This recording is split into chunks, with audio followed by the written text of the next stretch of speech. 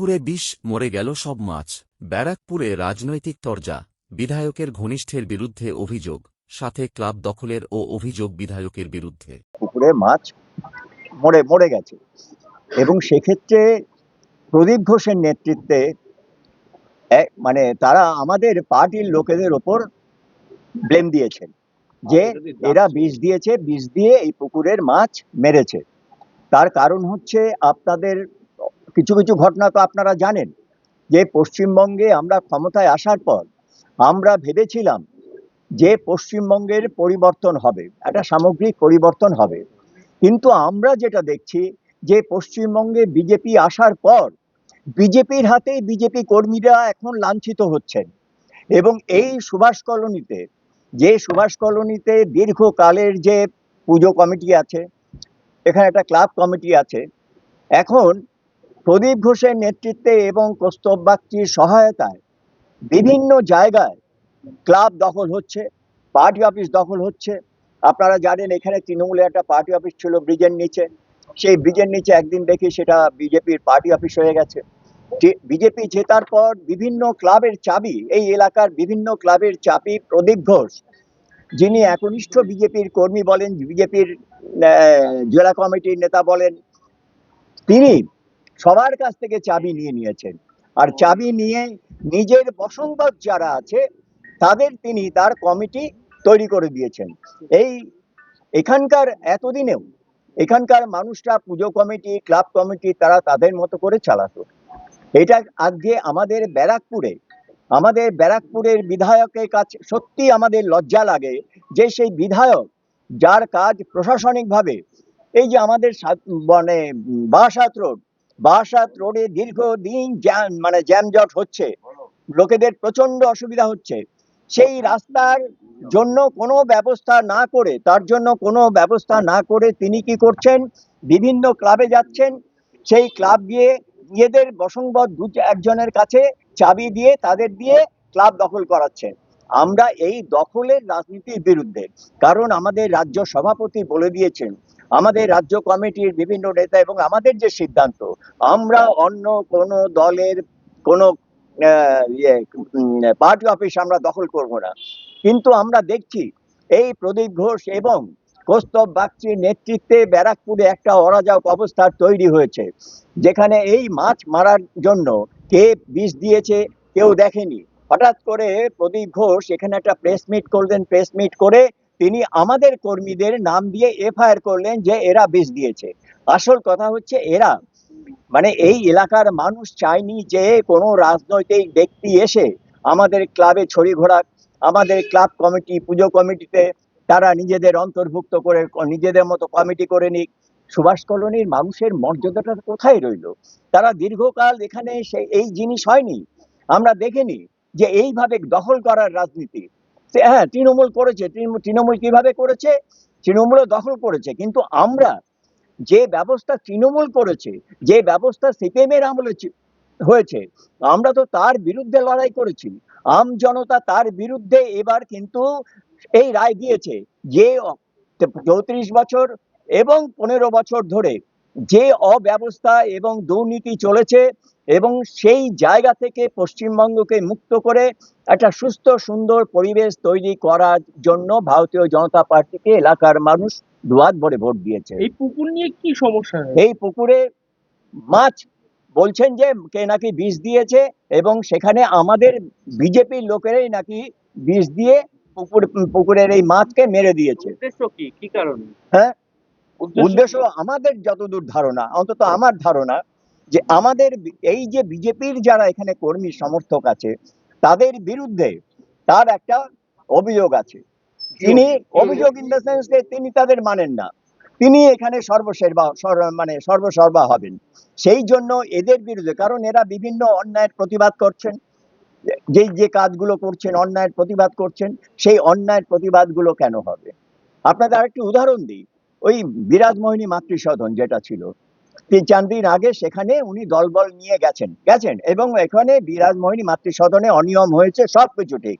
আমরা যদি পাল্টা প্রশ্ন করি, 2015 সালে এই প্রদীপ ঘোষ, তার একটা ওষুধের ফ্যাক্টরি আছে আপনারা জানেন, তার একটা ওষুধ তৈরি করেন। উত্তম দাসের সঙ্গে থেকে সেই ওষুধ ওই হসপিটালে প্রেসক্রাইব করিয়েছেন। তাহলে কারা তৃণমূলের সঙ্গে যুক্ত আছেন? কারণ উনি তৃণমূল করতেন, স্বাভাবিকভাবে একসময় তৃণমূল, একসময় জোড়াপাতা, আবার বিজেপি, আবার তৃণমূল, আবার বিজেপি, এই করেছেন। বিজেপি কর্মীদের বিরুদ্ধে মিথ্যে মামলা দিয়েছেন। আপনাদের এখানে আমাদের যে এখানে আরএসএস এর একটা শাখা হতো, সেই শাখা প্রদীপ ঘোষ বন্ধ করে দিয়ে এসছে। ভারত সেবাশ্রম সঙ্গে আমাদের পার্টির মিটিং টিটিং হতো, সেখানে মহারাজকে বলে এসেছিলেন যে আমাদের ভারতীয় জনতা পার্টি কোনো মিটিং যাতে এখানে না করতে পারে, তার ফলে আমরা কিন্তু ওখানে আর কোনো মিটিং করতে কে পারিনি। বলেন? কে? এটা প্রদীপ ঘোষ বলে এসেছিলেন সেই সময়। আমরা আমরা হ্যাঁ, একটু পাড়া কমিটির পাড়া কমিটির ব্যাপারটা যেটা হচ্ছে, পাড়া কমিটিতে পাড়ার লোকেদের বেশিরভাগ লোককে সেখানে ডাকা হয়নি। উনি মুষ্টিমেয় কিছু লোককে ডেকে নিয়ে পাড়া কমিটির যে ক্লাবটা আছে, ক্লাব কমিটি এবং পুজো কমিটি দখল করে নিয়েছেন। আপনার নাম? আমার নাম হচ্ছে মহেন্দ্রনাথ বসু।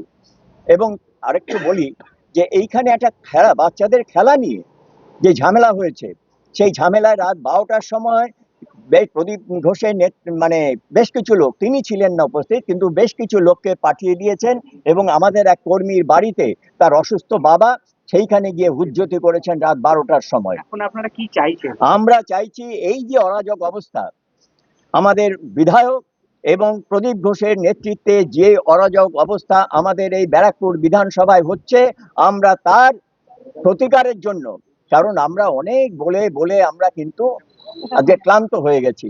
আমরা দেখছি এই প্রেস না করলে, আম জনতার কাছে যদি এই বক্তব্যটা না পৌঁছে দেওয়া যায়, তাহলে কানে জল ঢুকবে না। এই পাড়ার প্রদীপ ঘোষ বহিরাগত হচ্ছে- প্রদীপ ঘোষ এই পাড়ার জন্য বহিরাগত। প্রদীপ ঘোষ হচ্ছে বিধানপল্লীতে থাকেন, হ্যাঁ, সুভাষ কলোনির কেউ না। কেউ না, উনি এসে উনি আর উনি প্রস্তাব কমিটি করতে চেয়েছিল, আমরা কমিটিটা বাধা দিয়েছিলাম। তার জন্য আজকে এই আমাদের নামে বদনাম দেওয়া। আমি তপন দেব, আমার নামে বলেছে যে আমি নাকি পুকুরে বিষ দিয়েছি। ওরা বসে আছেন, আপনি ফটো তুলছেন। আপনার নামে অভিযোগ, আপনি বিষ দিয়েছেন। হ্যাঁ, মিডিয়ার সামনে বলেছি। এবং এবং প্রদীপ বলছি যে কি ঘটনা ঘটেছিল এবং আপনাদের বিরুদ্ধে কি অভিযোগ আনা হচ্ছে, আপনাদের কি বক্তব্য? আমাদের বক্তব্য হচ্ছে এখানে মাছ মারা গেছে, মাছ মরেছে দেখেছি। 2-3 দিন বাদে এক খবরের চ্যানেল এসছে এবং সাথে পুলিশ নিয়ে এসছে, এনে সব জিজ্ঞেস করে তার রাত্রেবেলা সেই দেখলাম যে মিডিয়াতে বলছে প্রসেনজিৎ ঘোষ, হ্যাঁ, সে বলছে যে তপন দেব পুকুরে বিষ দিয়েছে। এবং প্রদীপ ঘোষ বলছে এই অঞ্চলের লোকেরা আগে মাছ মেরে খেত, এখন মাছ মারতে পারছে না, তাই পুকুরে বিষ দিয়েছে। এই প্রসেনজিৎ ঘোষ পাপ্পুই তৃণমূল আমলে পুকুর করত, এই পুকুর করে পুকুরের টাকা দেয়নি, ঘাট আরেকটু ধাক্কা বলি, খেয়েছে এই রাজা বাপুর কাছ থেকে। এবার এই পাপ্পুই। আরেকটা ব্যাপার আছে, যদিও অভিযোগ সম্পূর্ণ অস্বীকার করেছেন বিধায়ক কৌস্তব বাগচি। পাল্টা অহিন্দ্রনাথ বসুর বিরুদ্ধে দলবিরোধী কাজের অভিযোগ তুলে তিনি দাবি করেন 2024 সাল থেকে। আসলে দেখুন, অহিনবাবু দলের পুরনো লোক, অনেকদিন ধরে দল করছেন। আগে বামপন্থী রাজনীতি করতেন, পরবর্তীকালে তিনি বিজেপি করছেন। তো বামপন্থী রাজনীতির একটা সমস্যা আছে, মানে তারা মানে by virtue of their nature তারা একটুখানি বিরোধী মনস্ক, মানে একটা ডিসেন্টিং একটা অ্যাটিটিউড থাকে তাদের। তো এটা বামপন্থী রাজনীতি যাদের এটা মজ্জাগত হয়, তাদের এটা একটা সমস্যা আছে। এমনি অহিন্দা বয়স্ক মানুষ, আমার পাকা চুলালা মানুষদের প্রতি এমনি খুব দুর্বলতা আছে। দাদু টাইপের লোকেদের আমি খুব পছন্দ করি এবং ভালোবাসি। আমার সমস্ত বয়স্ক মানুষজনদের আমি খুব শ্রদ্ধা করি। মানে যা গরম পড়েছে, প্রচন্ড গরম পড়েছে, তার উপর অহিন্দার ব্লাড প্রেশার শুনেছি একটু সমস্যা আছে। অহিন্দা মানুষটা খারাপ নয়, কিন্তু অহিন্দাকে কিছু লোক পাম্প টাম্প দিয়ে আর কি এই জিনিসগুলো বলাচ্ছে। তো আমি এই ব্যাপারে কিছু বলবো না। অহিন্দাকে শুধু আমি অহিন্দার মানে অহিন্দা বলি, যেহেতু আমাদের একটা সংস্কৃতি আছে, আমরা সবাইকে দা বলেই সম্বোধন করি, প্র্যাকটিক্যালি আমার অহিন দাদু বলা উচিত। তো আমি সেই জন্য অহিন দাদু বলুন বা দাদা বলুন, যাই বলুন না কেন, আমি বাড়িতে অহিন্দার স্ত্রী বর্তমান আছেন সেরকমই জানি, আমি ঠিক ভুল বলতে পারবো না, শুনেছি স্ত্রী আছে। ওনাকে এই গরমের মধ্যে বাড়ি থেকে না বার করে বাড়িতে গরমকালে একটু তালমিচড়ির জলে ভালো করে তালমিচড়ি ভিজিয়ে একটু খাওয়ানোর ব্যবস্থা করুন। তার কারণ হচ্ছে অহিন্দা অহেতুক কারণে উত্তেজিত হয়ে যাচ্ছে। 2024 সালে যখন অর্জুন সিং প্রার্থী ছিল, এই অহিন্দাই আমাদের সবাইকে এসে বলে বেরিয়েছিল যে হ্যাঁ, অর্জুন সিং গুন্ডা, অর্জুন সিংকে কেন প্রার্থী করলো দল, আমি এটা মানছি না, আমি দলের বিরোধিতা করছি। 2026 সালে যখন আমি প্রার্থী হলাম, তার আগে এই অহিন্দাই আমাকে বলে গেল আর যেই প্রার্থী হোক না কেন অর্জুন সিং প্রার্থী হলে কিন্তু মানবো না। আমি বলেছিলাম যে দল যাকে প্রার্থী করবেন, অর্জুন দা আমাদের নেতা, আপনিও আমাদের দলের নেতা, দল যাকে প্রার্থী করবে, দল যদি একজন কলা গাছকেও প্রার্থী করে দেয় পদ্মফুল চিহ্নে, আমরা তাদেরই সবাইকে কাটতে হবে। অহিন্দার বিষয়টা হচ্ছে, অহিন্দা যখন আমি প্রার্থী হলাম তিনি তারপরেও বেশ কিছু বিষোদ্গার করেছিলেন, কিন্তু আপনারা কেউ কোনো সমাজ মাধ্যমে বলুন, সংবাদ মাধ্যমে বলুন, কোথাও তার সম্পর্কে কোথাও আমাকে নিয়ে মানে ওনাকে নিয়ে আমার কোনো মতামত বা বিষয় দেখতে পাবেন না। কারণ আমি তারপরেও মনে করেছিলাম যে অহিনবাবুরা পুরনো বয়স্ক মানুষজন। আসলে অহিনবাবুর নিজের দীর্ঘদিনের একটা নির্বাচন আসলে, অহিনবাবুর যখন ধরুন পৌরসভা নির্বাচন আসে, তখন অহিনবাবুর একটা ইচ্ছা যে পৌরসভায় লড়ে চেয়ারম্যান হবেন। লোকসভা নির্বাচনে আসেন, তার একটা ইচ্ছা হয় যে তিনি লোকসভায় লড়ে সাংসদ হবেন, তারপরে তো কেন্দ্রের মন্ত্রী হওয়ার ইচ্ছা থাকে। আবার যখন বিধানসভার নির্বাচন আসে, তখন অহিনবাবুর নির্বাচনে লড়া এবং বিধানসভায় প্রার্থী হয়ে জিতে তো রাজ্যের মন্ত্রী হবে, এই ধরনের ইচ্ছা থাকে। দেখুন, সবার অ্যাম্বিশন থাকে, এটা অস্বীকার করার কোনো জায়গা না, প্রত্যেকটা মানুষের অ্যাম্বিশন থাকে, এবং অহিন্দার এই অ্যাম্বিশনটাকে আমি কোনোভাবে ছোট করছি না। কিন্তু অহিন্দাকে এটাও বোঝা উচিত, অহিন্দা দলের প্রাক্তন জেলা সভাপতি, তিনিও দলের জেলা সভাপতি হিসাবে তিনি দলকে চালিয়েছেন। তখন দলের এত বড় আড়ম্বর ছিল না, সবটা ছিল না, সেই সময় কঠিন সময় তিনি দল করেছেন, সবটা মেনে বলছি, এবং আমি অহিন্দার প্রতি যথেষ্ট শ্রদ্ধাশীল। কিন্তু অহিন্দা কোথাও হয়তো বয়সের কারণেই হোক বা কোনো অন্যান্য কারণেই হোক, অন্যের দ্বারা প্রভাবিত হয়ে যাচ্ছে। আমি অহিন্দার লোকটা খারাপ এ কথা বলবো না, এক তো অহিন্দার বয়সের এই সুযোগটা নিয়ে অহিন্দাকে হয়তো উত্তেজিত করে দিয়ে বিপি বাড়িয়ে দিয়ে কিছু কিছু মানুষের সুযোগ নিচ্ছে। আর এর পেছনে অন্য কোনো রসায়নও থাকতে পারে, আমি বলতে পারবো না। তবে আপনি দেখুন, এই বিরাজময়িনী মাতৃসদনের কদিন আগে কিছু দুর্নীতির বিষয় জনসমক্ষে তুলে ধরেছিলেন কিছু মানুষজন, আমাদের দলেরই সতীর্থরা, মন্ডল সভাপতি প্রদীপ বাবু, এরা সবাই গেছিল, তা আমার সাথে তারা কথাও বলেছিল। তারপরে যেমন ধরুন, ওই এনসিএসি ক্লাবে ব্যারাকপুরের প্রাক্তন পৌর প্রধানকে সরানোর পর এরকম অনেক কিছু ঘটনা আছে।